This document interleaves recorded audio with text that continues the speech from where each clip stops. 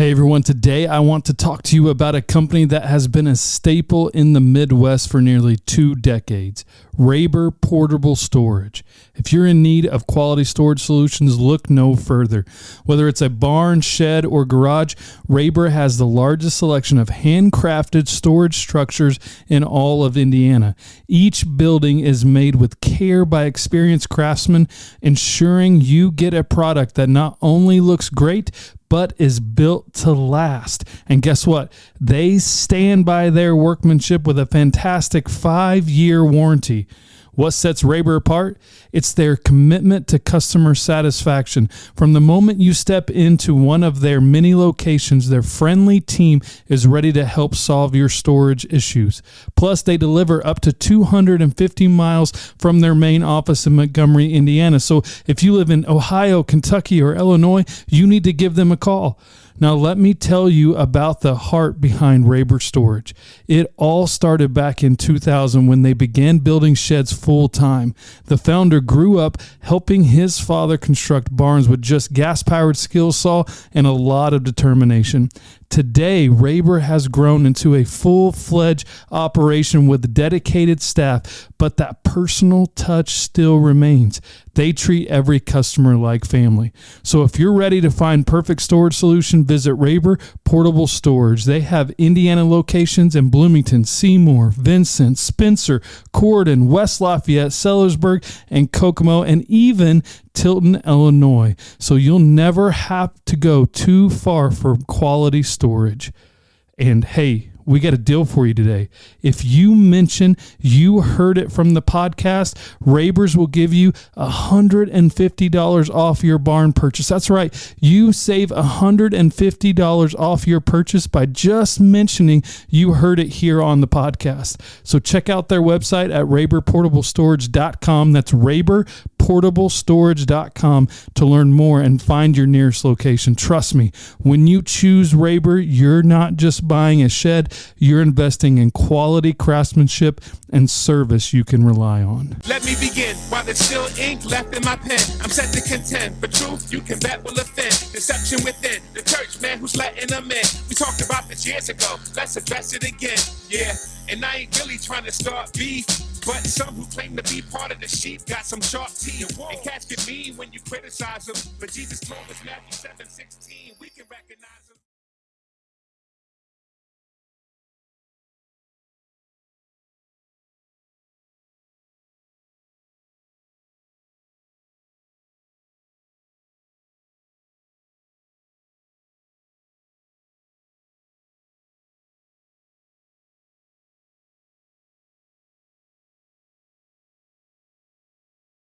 This show is brought to you by Zach's Creamery in Montgomery or Jasper, Indiana. Zach's Creamery was founded with creating a pleasant and memorable experience in mind.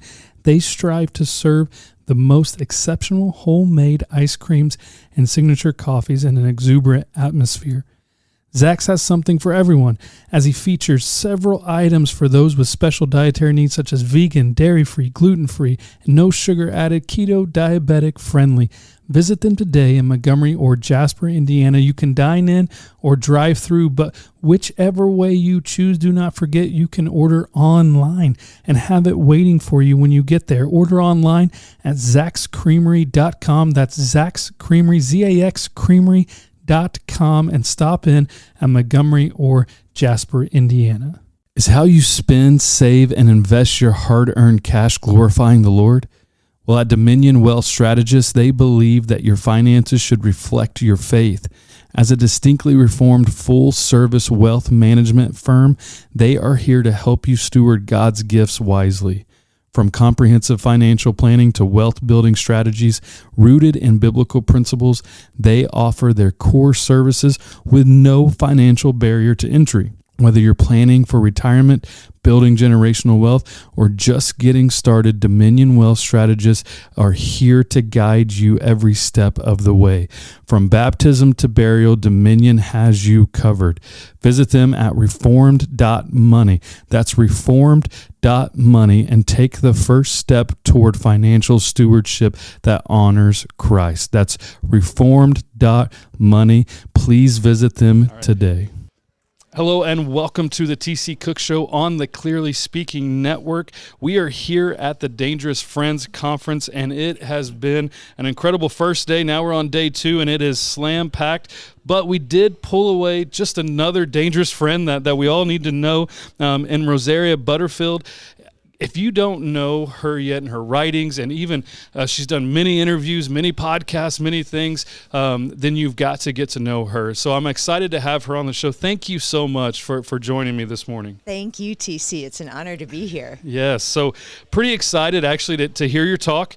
One of the books that I know of, which was The 5 Lies of Our Anti-Christian Age. That's gaining, right? And you're writing on Clear Truth Media pretty frequently, it seems like. You've got plenty of writings on there. Not as frequently as Jamie would like, but I appreciate that. I'll tell him that you said that, and I'll get another month's reprieve. Thank you. Awesome. Yeah. So, I can tell you I see them, right? So I know when they pop up. So it's been good. I mean, articles like Why Progressivism Hates Repentance. Mm-hmm. I mean, if the titles don't grab you, I don't know what will. So I'm very excited to have you on and talk a little bit about kind of your journey. You have a book even about your journey of kind of an unlikely convert, right? Yeah. And so talk a little bit about being an English professor then becoming Lord saving you, and then the work that you're doing now. Yeah, sure. I'll do all that in 30 seconds. That's all I ask. No problem, right? Yeah.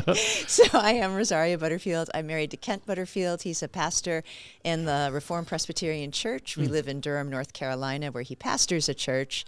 And I am what you would call a housewife, which is why I get away with being a dangerous friend, because I don't have a job to lose. So that would be my superpower. But That's right. Prior to that being my superpower, I was a lesbian activist professor, tenured at Syracuse University, first crop of tenured radicals in New York, testified before legislature, worked hard to make homosexuality look wholesome, and to the great praise and glory of God, a pastor who was also my neighbor befriended me and shared the gospel with me. And quite frankly, I thought he was just my unpaid research assistant, because I was writing a book on why, people like you hated people like me. And I thought, well, let me hear it from the horse. Sure. But the Holy Spirit had other plans. Yeah. And so by God's grace, I lost everything and realized that the worldviews and the philosophies that I had really committed my life to had betrayed me fully, but the Lord never would. Yeah. And so, and then met and married my husband, Kent Butterfield. I've actually been a pastor's wife and married to Kent for almost as long as I've been a Christian, which in some ways truly does explain, why aren't you gay? Well, let me explain to you. It's not a popular answer, but I've been married to a godly man for as long almost as I've been a Christian. I think that might have something to do with it. I think so. Okay. Not a psychologist, don't play one unless I'm mocking one, but That's right. but a little bit of horse sense won't hurt us. Right, that's right. So what was being an activist in that realm? What was the years, the time frame of that? Yeah, was that coming out of like the 70s into the 80s, or it's late 80s? Yeah. Well, the 80s, mid 80s, really to the 90s. Actually, it is actually the 80s and the 90s. Sure. And it was very much the heyday of AIDS. This is upstate New York. This is upstate New York, Right. and and I'll tell you, I cut my teeth in hospitality during the AIDS crisis in my gay community. And I know that's a really sketchy thing to say, but it's just true. I understand. Yeah. It's just true. Right. The gay community at that point was very much all the activism happened in houses. Yeah. And all the how to take care of people happened in houses. And the saddest thing in the world, even for an unbeliever, is to go to funerals of unbelievers. It doesn't make it easier, because your worldview says it doesn't matter, because God has put eternity in the hearts of all men. So it was during that context that I learned how to feed countless numbers of people and talk to anybody that would talk to me. And it was a very heady time to be a lesbian feminist. I mean, I had a cause and a team. Yeah. And by God's grace, he gave me a new job. Gave you a new cause and a new team. That's right. That's right. So So as you transition out of that, you lost everything because you started, I'm guessing, saying this isn't right. Something's off here.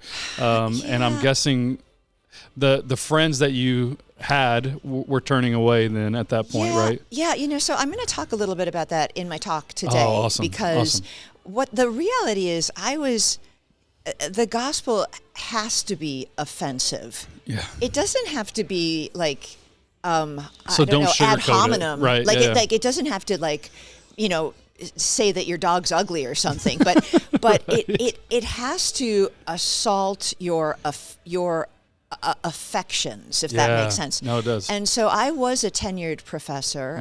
But the very first thing I had to do after my conversion, university-wise, is I realized, oh no, I'm supposed to give the commencement address to thousands of graduate students at Syracuse University, and I'm supposed to do it on queer theory. So I went to my academic dean, and I'm like, hey Bob, I'm a Christian. He's like, oh? He said, you mean like a lesbian Christian? And I'm like, no, Bob, like a Christian, the kind that wants to go to heaven. And he's like, that's kind of interesting. And I said, listen, I can't do this anymore. Yeah. Okay, I can't do this anymore. I need to go before the ethics board, explain that I'm going to change my research interests. Yeah. I'm not promoting this. I can't teach it. It's against everything I believe in now, and I can't do this lecture. He's like, whoa, you got to do the lecture. I said, well, I can't do the topic. He said, well, do whatever topic you want. No kidding. So did you get up there and? In fact, I wrote it. I wrote the whole. I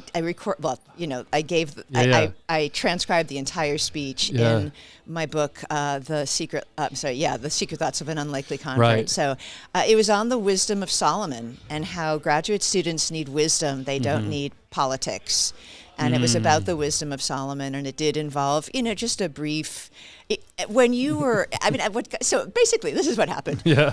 The Lord shut me up, and that was actually the most effective thing that, he could do. Yeah.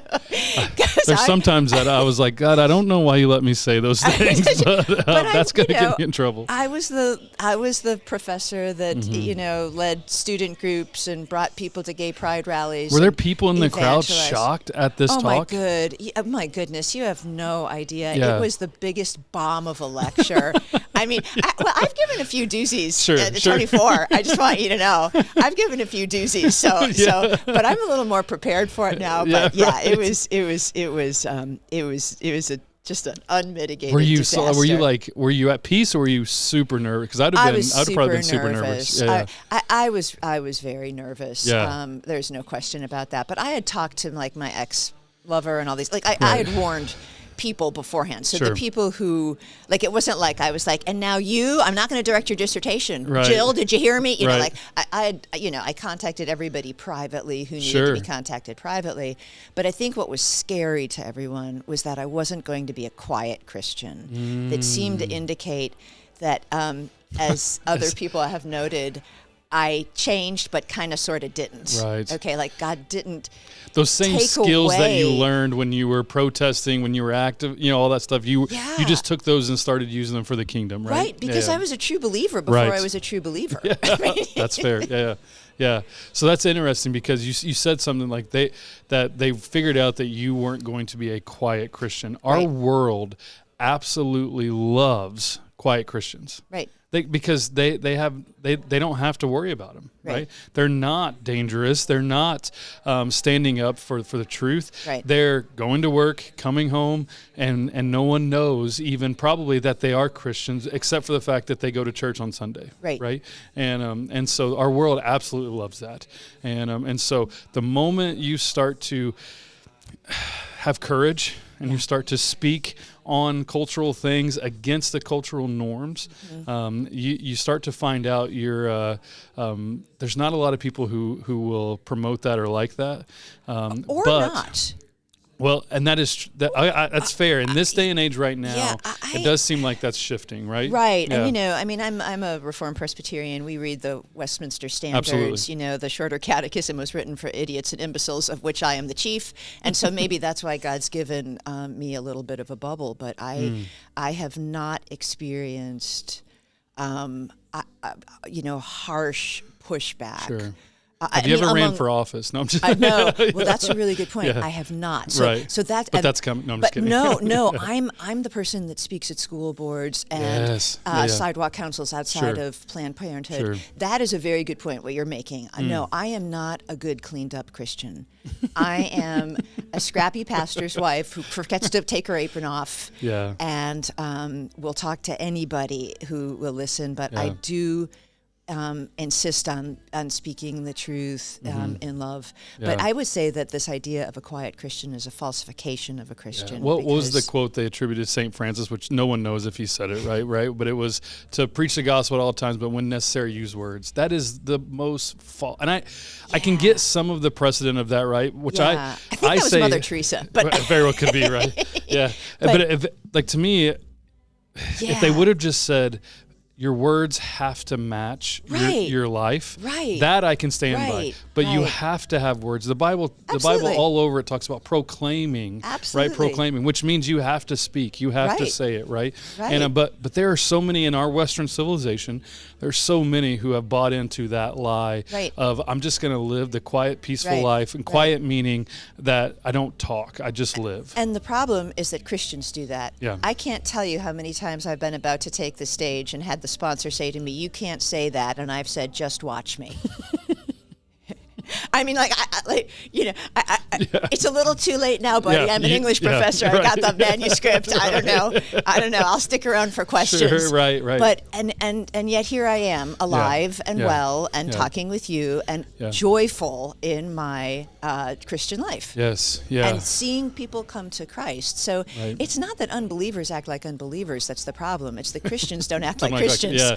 Oh, that's it. That's the quote. That sums up American Christianity as we are right now. Now, again, I do think there's a shift happening. Oh, there's a vibe shift. I'm seeing that shift. And I'm excited for that. Absolutely. And I've been saying for a little while now, the church is in the best position that we've ever been in since the creation of America, right?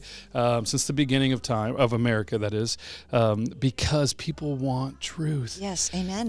They're finding out that all this stuff that they believed, that they've been told, that they've had professors teach them, they've had government tell is a lie, and it's not true, and they want the truth, and we have it. And I'm seeing it in unlikely places. Oh, I just got back from CrossCon, which is I mean, it's pretty broad evangelical. Sure. I'm just going to say, yeah, right? Yeah. Oh, yeah. This is the second year in a row, and each time I'm like, they want me back? Okay. Yeah. I had 10,000 people in a breakout session on modesty. Moly. And, as my associate pastor, Drew Poplin, pointed out, whenever you bring 10,000 and link it to breakout, you're usually talking about a disease. But with a wild Q&A. How did you fit everybody? Like most of them, those are in small rooms and stuff. They gave me the main stage. They said you get, wow. And full on Q&A. On modesty. That's amazing. And this is the first time I've seen this. Yeah. But young men, at least in this group, were absolutely showing a greater spiritual maturity than young women. And I think it's because of something Joe Rigney talks about in his new excellent book, The Sin of Empathy. Right. I think women are, by constitution, more bent towards empathy, towards a kind of it's the nurturing it's side the nurturing of it, right? side. Absolutely. There's a good side to that, right? Absolutely. But after decades of feminism and this weird commercial break for singleness, it's like the commercial break that never ended and you never got to the sitcom. It's what the actual sexual revolution was trying to do, and now it became right. Absolutely. That's what it was trying to promote. And I just think it's hit women really hard. But I can't tell you how proud I was of those young women. I mean, I let them know I was jealous for their purity and their future, and they took me up on it. The sponsors gave me a room where I could meet with people, and students are hungry. This is Gen Z. They want truth. Well, and I'm not saying this is CrossCon, so don't listeners don't hear me, but there is a part of culture that when it where it goes, some people always follow. Yeah. And so that shift that's happening, which is not, that shift I believe is happening because the Lord is turning. I do too. I believe in America was at the point where I was thinking, okay, either the Lord's just turning away from us and letting us wide open to the sinfulness, or he's going to intervene. Right. And it sure seems like in the culture shift that he's intervening. I agree. But there are people who chase the culture, though. Absolutely. Right? And some of those are conferences. Some of those are just very famous or publicly known pastors who just always shift, and they're blown to and fro. And maybe that's why sometimes you get called back, right? It's because the culture is shifting to the bent of of the truth that you're talking about. Right. And they're like, hey, I can't deny 10,000 people in a breakout session, right? Well, so we got to have her back. I actually think I just got called back because Kevin DeYoung is my friend. Oh, that's so I mean, fair enough. I'm just going to tell you, I don't think I have that's a good friend to have too. Yeah, I don't have any secret sauce or any magic going there, but I think I do think you got 10,000 people in a breakout session. I'm not saying that was you, and you wouldn't attribute that to you, but that says something. I was as shocked as anybody. I'm like, excuse me? Oh, sure, we'll do an open Q&A. What could go wrong? Yeah. It's where you have to warn people, you are on YouTube. So ask your question, but just know. And when I rebuke you, But could I just jump in with the danger of this vibe shift? Because you are absolutely right. I am loving it. I am seeing it.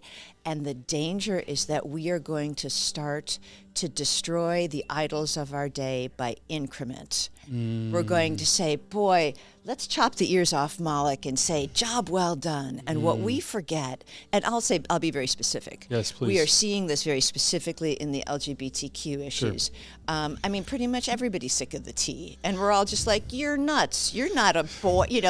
I've literally had gay people tell me, I'm so tired of this transgender. Yes. And I'm like, what did you just say? Here's what happens. So that's the ear. If you demonize the T, and I'm all about doing that. Sure. Without taking out the L and the B and the G, all you do is further normalize that. And that's the play. That's the play. The play. You're right. And so you've got to go after the entire, every alphabet, including the abortion movement, 100%. that attacks the created order. This is Trump giving that back to the states on abortion and not just saying this needs to be stopped. And this is then now the states saying, you know what, we're going to have a 9-week, exactly. right? Exactly. And when I felt like we were literally at the goal line. We were there. Oh, yeah. And then all of a sudden we punted at the goal line for football terms, right? Yeah, but we punted there, and I'm like, what do we do? We had it, right? Absolutely. You have Louisiana who was right there. Absolutely. And then they backed off because of pro-life organizations. Let's be real.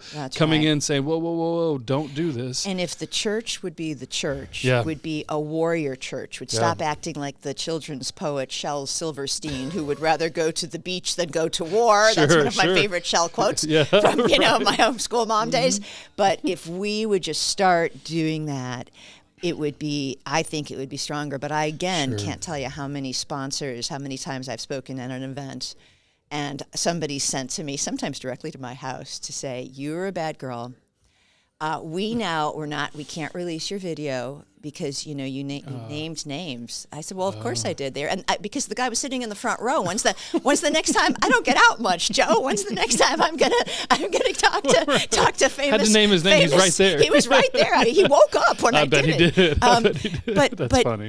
What I've been told over and over again is we don't start fights we can't win. And to that I say, I'm very glad Jesus didn't use that as a paradigm.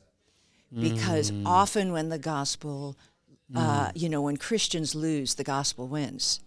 So, this is what I think. And I'm just like, I'm in the cheap seats here. I went from being an atheist, raised in the Roman Catholic Church. I'm named after the Rosary, which I always say is a great icebreaker for being a Reformed Presbyterian pastor's wife. But anyway, I'm in the cheap seats here. But it seems to me that the carnal Christianity of the 60s and 70s has become the corporate Christianity of today, and it's all a pile of garbage. Okay. Yeah, and so I've got one pressing question, but on that, we've got a shift in corporations getting out of DEI. Trump gets elected. Now it's, well, It's not popular. DEI is not good, right? I mean, down to J.P. Morgan Chase, right? Yep. All of these things. Yep. We've got great men fighting that battle, like Jerry Boyer. You've got David Bonson, right? Yep. They're trying to fight that battle on that. But and praise the wins, right? That's a good win. However, I'm with you on this when you add it to the corporate world. These are just people, again, who are chasing culture, and that's it. Right. And Jerry would say that's fine because they have to look at their shareholders, right? They have to say that's their job. What they were doing was a losing battle, and they were losing money going this way. Right. They have to. That's their goal. So he will break it down into what is their role, what they're supposed to do, and that's fine. I get it. But I am not about to throw all my chips in and saying, hey, these corporations, Target taking out satanic T-shirts means they're going to be incredible forever. No, and I don't think Jerry and David are doing that either. But that's what we've got to realize, right? So that's that on that note. But then I've got, what would be a couple of things that you would tell young women to really focus on and pay. When I say young women, let's say 16 to mid 20s, right? That, hey, because you're out here, you're writing books, you're speaking, you call yourself a housewife, so you're taking care of the house, right? Your kids are grown, they're out of. No, they're still they're grown. Yes, but they're in college. Well, one is in college at home, and the other is graduating high school at home, and so I'm still teaching. Are you homeschooling? I've got still? 2 more months of homeschooling, and then I'm going to get pictures, don't you think? Get graduation pictures. So yeah. So but you're you've got right. one in college. They're Christians. They're on their way. They're on their way to what do you call that? Living their adult life, right? Adulthood. And so you've had to battle the writing and the kids and the homemaking and all of these things. And I'm telling you, to be a female, to be a housewife isn't easy. It's hard work. And I watch my wife, and she works diligently in that. And so what would you tell the 16 to 20-some-year-old female today? And that's the group I disciple. And that's why I can't go to big conferences more than once every year, because I end up discipling a number of people, and that takes time. But 2 things, just to disabuse people of any confusion about me. I am not a full-time writer. About every 5 years, I get mad at something, and I get up at 4 and I write a book, and then it makes everybody else mad, and y'all talk about it, and then I just kind of go back to whatever. And I'm not on any social media, so I'm living proof you can completely eviscerate me and nothing happens, and I just kind of go on, and then 5 years later, it's like the pattern. So it's not like I've never. Once I married Kent. Kent is a very strong man. I was not going to have 2 heads. He's a very, very kind guy. He really is. Oh yeah. I was not going to have 2 heads. So Kent is my head, and I'm not running around like a chicken with my head cut off with all these, responsibilities. Kent keeps everything very calm and very clear for me. But what I would say to young women is, the first thing is you need to kill the idols, and you need to know the idols that you have been raised on. And one is that you can name a few of those. One is that you can have the Great Commission without the creation mandate. Okay. All right. Yep. Okay. Do you see where I'm going there? Oh yeah. The other is I like how you put that. Yeah. The other is that grace cancels nature. All right. And then you've got the broad spectrum of lies, a little bit like the broad spectrum of bacteria in the whole soft complementarian movement. I just hate that word. Just go with biblical patriarchy. Okay, right? I'm with you. Just be done with it. It is by the time you again compartmentalize and kill it by halves and false starts, you have very, very confused women. And so what I have just said to young women is, God, the creational way that God made you portends or anticipates what an absolute ontological femininity looks like. And it doesn't look like that. It doesn't look like the Gospel Coalition. Right. It doesn't look like a church where 50% of the people. Again. Oh yeah, sorry about that. No, no, you're good. Rosaria called out the Gospel Coalition. I believe you're in good company. I can't believe it. I hope nobody's driving off the. I could tell you some stories where I've been afraid somebody's going to drive off the cliff. It's a live interview, but I don't think this is going to do it, Jason. No, this won't do. But so to not for a minute think that your image bearing of a holy God is somehow separate from the ontology of your maleness and your femaleness. That's right. and to live into that creational, and even, Michael Foster would say, and he's up speaking now, it's good to be a man. And he also says, and I wrote a book on it, but he also says it's good to be a woman. Right? Yes, absolutely. Like, who God created you is good. Absolutely. And he says this. You're calling me out. If Michael's up there, I'm supposed to be. Oh, yeah. I'm supposed to be watching. Right. So He just started. Because truthfully, yesterday he was texting me while we were out there something about the rigid Presbyterians in the front row weren't looking like they were into the worship the way we were supposed to, and I rebuked him for texting while we were worshiping. Anyway, that's sorry, awesome. Michael. I'm going to listen to you in a minute. Yeah.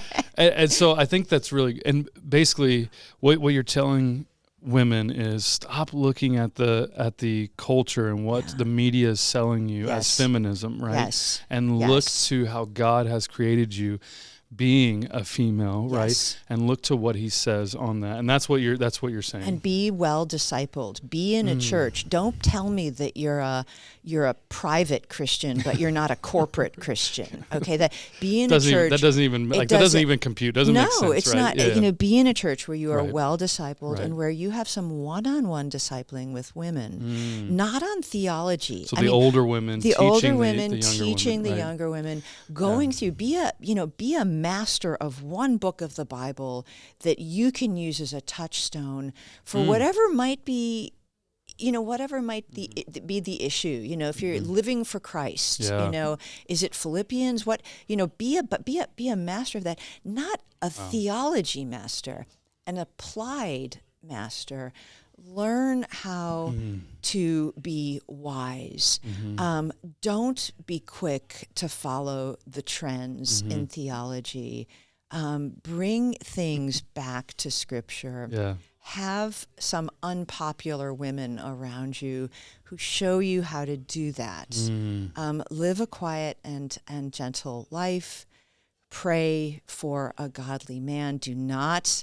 and I say this for men and women, don't settle.